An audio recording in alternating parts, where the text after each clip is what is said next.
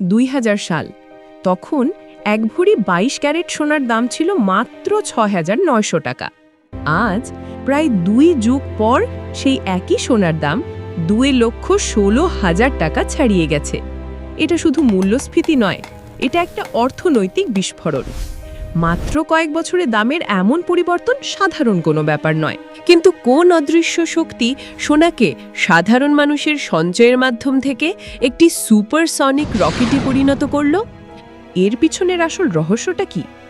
এটা কি শুধুই যুদ্ধ আর মন্দার ভয়, নাকি এর আড়ালে লুকিয়ে আছে বিশ্ব শক্তিগুলোর এক গভীর ষড়যন্ত্র? চলুন আজ এই রহস্যের প্রতিটি স্তর উন্মোচন করে এর আসল সমাধান খুঁজে বের করা যাক। এই রহস্যের গভীরে যাওয়ার আগে আমাদের অর্থনীতির সবচেয়ে মৌলিক একটি নিয়ম বুঝতে হবে। নিয়মটি খুব সহজ। এর নাম চাহিদা ও যোগানের সূত্র, বা law of demand and supply. যখন কোনো জিনিসের যোগান সীমিত থাকে কিন্তু চাহিদা অনেক বেশি বেড়ে যায়, তখন তার দামও আকাশ ছুঁতে চায়। ঠিক যেমন ঈদের আগে ইলিশ মাছের দাম বেড়ে যায়। মাছ হয়তো আগের মতোই ধরা পড়ছে, কিন্তু কেনার জন্য সবাই হুমড়ি খেয়ে পড়ছে, তাই বিক্রেতারা দাম বাড়িয়ে দেয়।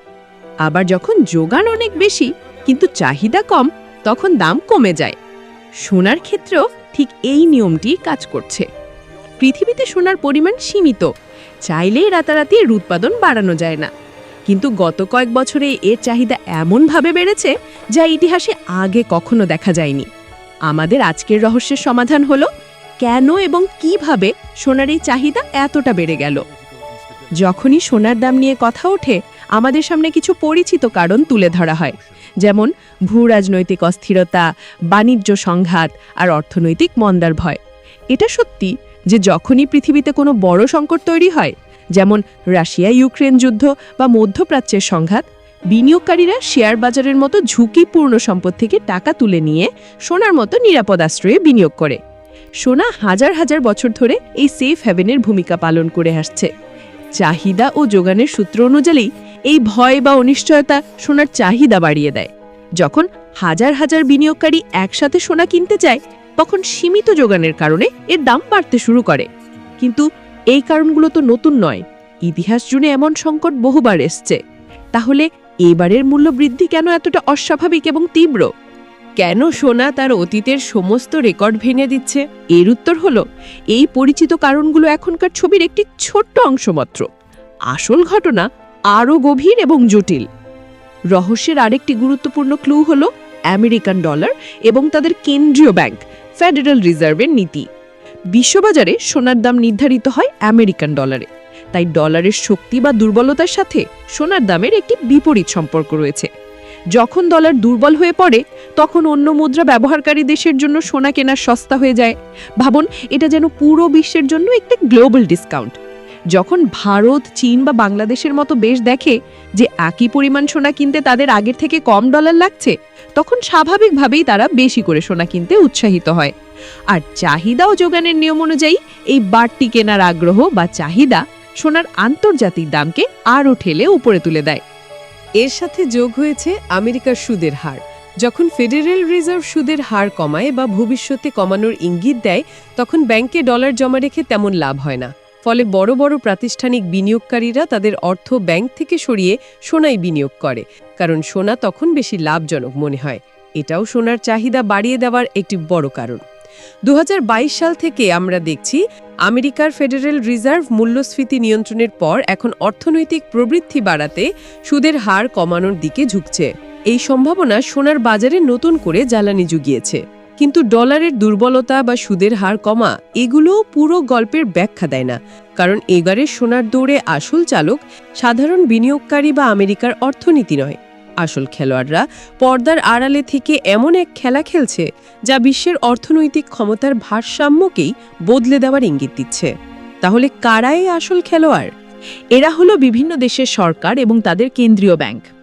ওয়ার্ল্ড গোল্ড কাউন্সিলের তথ্য অনুযায়ী 2022 সাল থেকে বিশ্বের কেন্দ্রীয় ব্যাংকগুলো সম্মিলিতভাবে প্রতি বছর 1000 টনেরও বেশি সোনা কিনছে।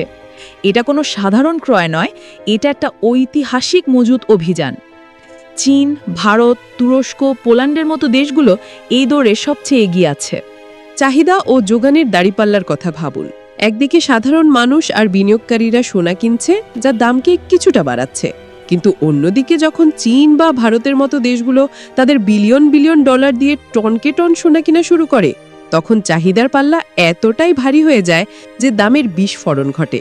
কিন্তু কেন বিশ্বের শক্তিশালী দেশগুলো হঠাৎ করে কাগজের মুদ্রা, বিশেষ করে ডলারের রিজার্ভ কমিয়ে ভৌত সোনা জমানোর জন্য এতটা মরিয়া হয়ে উঠেছে? এই প্রশ্নের উত্তরই আমাদের রহস্যের মূল সমাধানের দিকে নিয়ে যাবে। এর কারণ হলো ডলারাইজেশন বা ডলারের উপর থেকে নির্ভরতা কমানোর এক বৈশ্বিক প্রবণতা। দ্বিতীয় বিশ্বযুদ্ধের পর থেকে আমেরিকান ডলার বিশ্বের প্রধান রিজার্ভ কারেন্সি হিসেবে ব্যবহৃত হয়ে আসছে। এই ব্যবস্থা আমেরিকাকে একছত্র অর্থনৈতিক ক্ষমতা দিয়েছে। কিন্তু সাম্প্রতিক বছরগুলোতে এই ক্ষমতার ব্যবহার নিয়ে অনেক দেশের মধ্যেই উদ্বেগ তৈরি হয়েছে। এই উদ্বেগের আগুনে ঘি ঢেলেছে 2022 সালের একটি ঘটনা। ইউক্রেনে আক্রমণের পর আমেরিকা ও তার মিত্ররা রাশিয়ার প্রায় 300 বিলিয়ন ডলারের বৈদেশিক মুদ্রার রিজার্ভ জব্দ করে। এই ঘটনাটি বিশ্বের অনেক দেশের জন্য একটি কঠোর সতর্কবার্তা হিসেবে কাজ করেছে। তারা উপলব্ধি করেছে যে তাদের ডলার ভিত্তিক সম্পদ আসলে রাজনৈতিকভাবে ঝুঁকিমুক্ত নয়। যে কোনো সময় ভূ রাজনৈতিক বিরোধের কারণে তাদের কষ্টার্জিত রিজার্ভ জব্দ হয়ে যেতে পারে। এই উপলব্ধি থেকেই দেশগুলো ডলারের একটি নিরাপদ বিকল্প খুঁজতে শুরু করে, আর সেই বিকল্পটি হলো সোনা। কারণ আপনার ভল্টে যে সোনার বারটি রাখা আছে, তা কোনো একক দেশের সরকার চাইলেই জব্দ করতে বা তার মূল্য শূন্য করে দিতে পারে না। সোনা হলো সার্বভৌমত্বের প্রতীক, যা কোনো রাজনৈতিক চাপের ঊর্ধ্বে। চীন এই ডলারাইজেশন প্রক্রিয়ায় নেতৃত্ব দিচ্ছে। তারা শুধু বিশ্বের অন্যতম বৃহৎ সোনার ক্রেতাই নয়, তারা নিজেদের মুদ্রাকে আন্তর্জাতিকীকরণের চেষ্টা করছে এবং সাংহাই গোল্ড এক্সচেঞ্জের মাধ্যমে সোনার মূল্যের উপর পশ্চিমা দেশগুলোর প্রভাব কমানোর চেষ্টা করছে। ভারতও পিছিয়ে নেই। রিজার্ভ ব্যাংক অফ ইন্ডিয়া বা আরবিআই তার সোনার রিজার্ভ উল্লেখযোগ্যভাবে বাড়িয়েছে এবং সম্প্রতি 100 টনেরও বেশি সোনা ইংল্যান্ডের ভল্ট থেকে ফিরিয়ে দেশে রেখেছে। এটা শুধু একটি অর্থনৈতিক সিদ্ধান্ত নয়, এটি একটি শক্তিশালী রাজনৈতিক বার্তাও দিচ্ছে যে আমরা আমাদের সম্পদের নিয়ন্ত্রণ নিজেদের হাতে রাখতে চাই। তাহলে এখন পুরো ছবিটা পরিষ্কার হচ্ছে। সোনার দামের এই অবিশ্বাস্য উল্লম্ফনের পেছনে রয়েছে একটি পারফেক্ট ফিনান্সিয়াল স্টর্ম। একদিকে আছে যুদ্ধ এবং অর্থনৈতিক মন্দার ভয়ে আতঙ্কিত সাধারণ বিনিয়োগকারী, যা সোনার চাহিদা বাড়াচ্ছে। অন্যদিকে আছে দুর্বল হতে থাকা ডলার এবং কমতে থাকা সুদের হার, যা প্রাতিষ্ঠানিক বিনিয়োগকারীদের সোনায় আকৃষ্ট করছে এবং বিশ্বব্যাপী চাহিদা আরও তীব্র করছে। আর এই সব কিছুর উপর সবচেয়ে বড় শক্তি হিসেবে কাজ করছে বিশ্বের কেন্দ্রীয় ব্যাংকগুলোর সোনার জন্য তীব্র ক্ষুধা, যা ডলারের একাধিপত্যকে চ্যালেঞ্জ করার একটি নীরব কিন্তু দৃঢ় পদক্ষেপ। এই তিনটি শক্তি যখন একসাথে সীমিত যোগানের সোনার ওপর চাপ সৃষ্টি করে, তখন দাম সাধারণ গতিতে বাড়ে না, এটি রকেটের গতিতে আকাশ ছুঁতে যায়। এটাই ব্যাখ্যা করে কেন এবারের মূল্য বৃদ্ধি এত দ্রুত, এত প্রচণ্ড এবং এত দীর্ঘস্থায়ী। এই বিশ্ব রাজনীতি আর অর্থনীতির জটিল খেলা ঢাকার কোনো গয়নার দোকানে কিভাবে প্রভাব ফেলে? এর প্রভাব অত্যন্ত সরাসরি এবং মারাত্মক। আন্তর্জাতিক বাজারে যখন সোনার দাম বাড়ে, তখন আমাদের মতো আমদানি নির্ভর দেশগুলোতে তার প্রভাব পড়তে বাধ্য। কিন্তু আমাদের ক্ষেত্রে পরিস্থিতি আরও জটিল। এর কারণ হলো ডলারের বিপক্ষে টাকার মানের অবমূল্যায়ন। চাহিদা ও যোগানের সূত্রটি এখানেও কাজ করে। আন্তর্জাতিক বাজারে সোনার চাহিদা বাড়ার কারণে দাম তো বাড়ছেই। এর উপর যখন আমাদের টাকা ডলারের বিপক্ষে দুর্বল হয়ে যায়, তখন আমদানিকারকদের একই পরিমাণ সোনা কিনতে আগের চেয়ে বেশি টাকা খরচ করতে হয়। এই বাড়তি খরচ সরাসরি ক্রেতার উপর চাপিয়ে দেওয়া হয়। ফলে আন্তর্জাতিক বাজারে দাম 10% বাড়লে আমাদের দেশে তা 15% বা তারও বেশি বেড়ে যায়। এর ফলে যা এক সময় ছিল মধ্যবিত্তের নিরাপদ সঞ্চয় আর ভবিষ্যতের ভরসা, তা আজ প্রায় নাগালের বাইরে এক বিলাসিতায় পরিণত হয়েছে।